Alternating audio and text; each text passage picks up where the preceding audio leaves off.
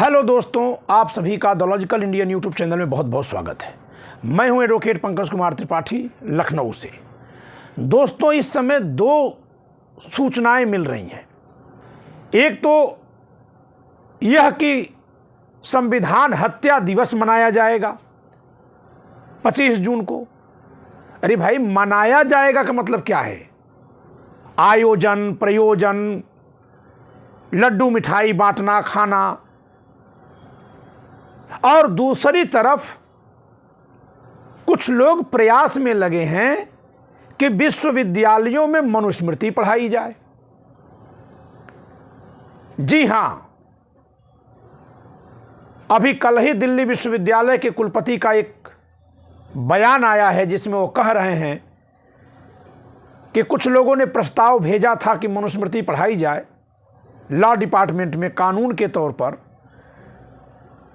लेकिन हमने उसको खारिज कर दिया है। मैं पूछ रहा हूं, ये कौन लोग हैं जो इतनी हिम्मत कर रहे हैं कि मनुस्मृति पढ़वाने की बात कर रहे हैं? ये कौन लोग हैं? मनुस्मृति में कानून के नाम पर जो बातें लिखी हैं वो जाहिर सी बात है, कुछ अपराध लिखे होंगे, उनके लिए कुछ दंड लिखे होंगे।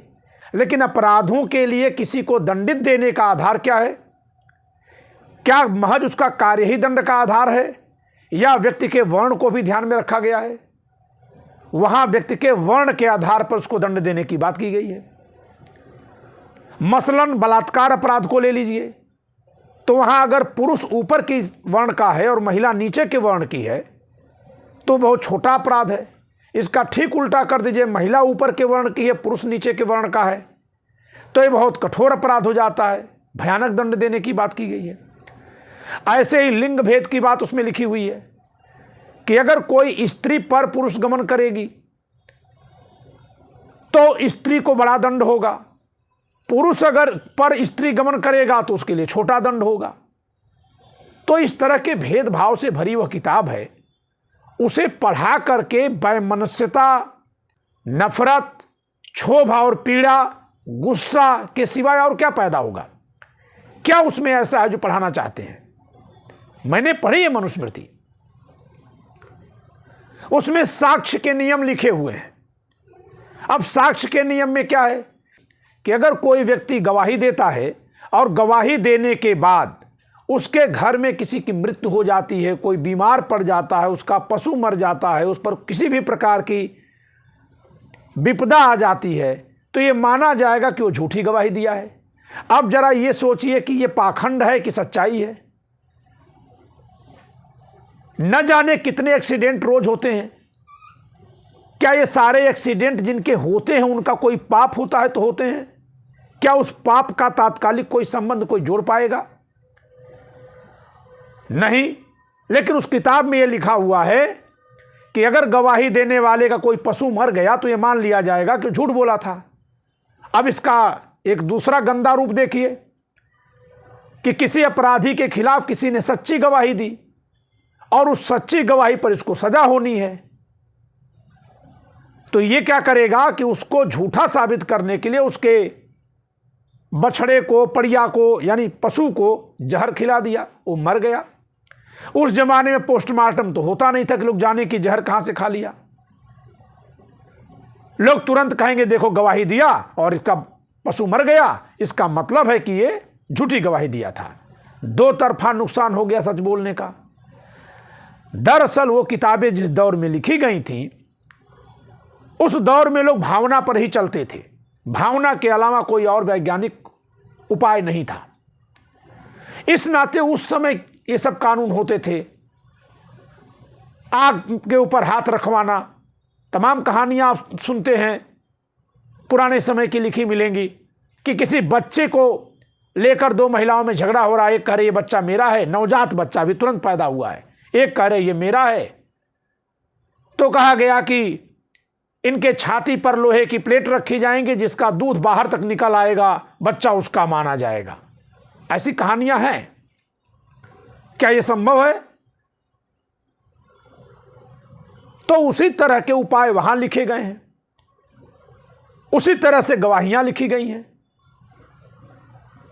कम अधिक दंड लिखे गए हैं, जो आज के समय पर भारत के संविधान के लागू होने के बाद और दुनिया के एकीकरण, ग्लोबलाइजेशन हो जाने के बाद, मनुष्य मनुष्य में भेद मिट जाने के बाद, कि लिंग के आधार पर, धर्म के आधार पर, जाति के आधार पर, वर्ण के आधार पर, क्षेत्र के आधार पर, वेशभूषा, रूप रंग के आधार पर भेदभाव गलत है। सब एक ईश्वर की बनाई संतान है, सब प्रकृति के द्वारा निर्मित हैं। जब हम इस दौर में चले आए हैं, तब इस दौर में उस कानून को पढ़ने पढ़ाने का कोई मतलब नहीं है जो कानून जन्म आधारित भेदभाव को मान्यता देता हो और उसी के अनुसार समाज के संचालन की व्यवस्था करता हो। ऐसे कानून को पढ़ने की कोई जरूरत नहीं है। तो एक बात सोचनी है कि आखिर ये कौन लोग हैं जो एक तरफ तो संविधान हत्या का जश्न मनाने की बात कर रहे हैं। पहले तो संविधान के साथ साथ उसकी हत्या पद का जोड़ना ही गलत है। संविधान की हत्या कैसे हो सकती है? कोई कम पालन करेगा, कोई अधिक पालन करेगा, कोई संवैधानिक शक्तियों का सदुपयोग करेगा, कोई दुरुपयोग करेगा। आपातकाल के प्रति उस समय लोगों में रोष था, लेकिन हमें नहीं भूलना चाहिए कि उतना रोष के बावजूद भी पूर्वोत्तर में कांग्रेस जीत गई थी और दक्षिण भारत में पूरी तरह जीती थी। केवल उत्तर भारत के 9 राज्यों में हारी थी। आज भी ये उत्तर भारत गोबरपट्टी कहा जाता है, क्योंकि सबसे ज्यादा यही भूमि गुलाम रही है। क्या हमने उन कारणों को कभी पढ़ा जिन कारणों से आपातकाल लगाया गया था? आपातकाल संविधान के अंतर्गत दी गई शक्ति के प्रयोग से लगाया गया था। तो संविधान की हत्या कैसे हो सकता है? संविधान का दुरुपयोग हो सकता है, हत्या तो हो नहीं सकता। लेकिन संविधान के हत्या दिवस मनाने के पीछे 2 तरह की षड्यंत्रकारी चालें हैं, विचार हैं। वो क्या है?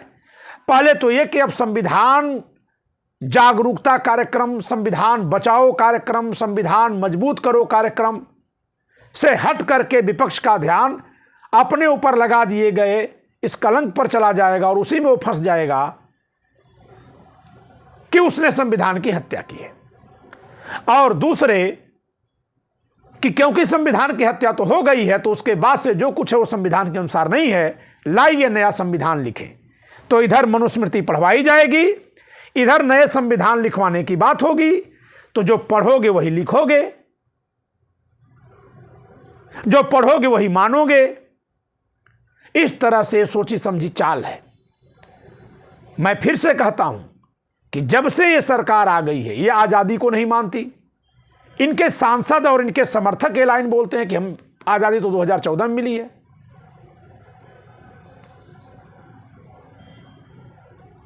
प्रधानमंत्री जी विदेश जाते हैं तो बुद्ध की धरती से आए हैं पुकारते हैं, और भारत में जहां कहीं हिंसा हो रही है वहां होने देते हैं, मौन रहते हैं या उसका दबी जुबान से समर्थन करते हैं। अशोक की लाट में जो सिंह विनम्र भाव में बनाए गए थे, जो गौतम बुद्ध के उपदेशों के प्रभाव को दर्शाते थे कि बुद्ध के उपदेश मिलने पर सिंह भी विनम्र मुद्रा में दिखता है, इन्होंने उसके दांत दिखा दिए कि नहीं, सिंह जो है हिंसक मुद्रा में है। वो गौतम बुद्ध के उपदेशों से जिस सिंह पर प्रभाव पड़ा था वो सिंह नहीं है। वो सम्राट अशोक के द्वारा जो शांति के प्रतीक के रूप में सिंह की 4 सिरों वाली मूर्तियां लगाई गई, उसके अनुपात में नहीं है। आप सबने देखा था, जो नई संसद बनी है इसके ऊपर रखा हुआ है वो गुंबद पर। तो कहने का अर्थ यह है कि संविधान तो आप रोज बदल रहे हैं। मैं फिर से वही बात दोहराऊंगा, किसानों के लिए आपने रास्ते रोक रखे हैं, सारी पूंजी आप 2-3 पूंजीपतियों को दे रहे हैं, देश लूटकर भागने वाले भागकर चले जा रहे हैं विदेश, और आप भी यानी प्रधानमंत्री जी भी हमेशा विदेश में ही हैं। वहां न जाने क्यों जाते हैं विदेश, जब अपने देश के अपराधियों को, लुटेरों को नहीं खोज कर ला पाते हैं। तो संविधान तो कहीं दिख नहीं रहा है। देश की राष्ट्रपति महोदया हैं, उनका काम प्रधानमंत्री को दही खिलाना हो गया है, और उपराष्ट्रपति महोदय अपनी आलोचना को अपनी जात की आलोचना से जोड़ देते हैं कि मेरा नहीं, मेरी जात का अपमान है।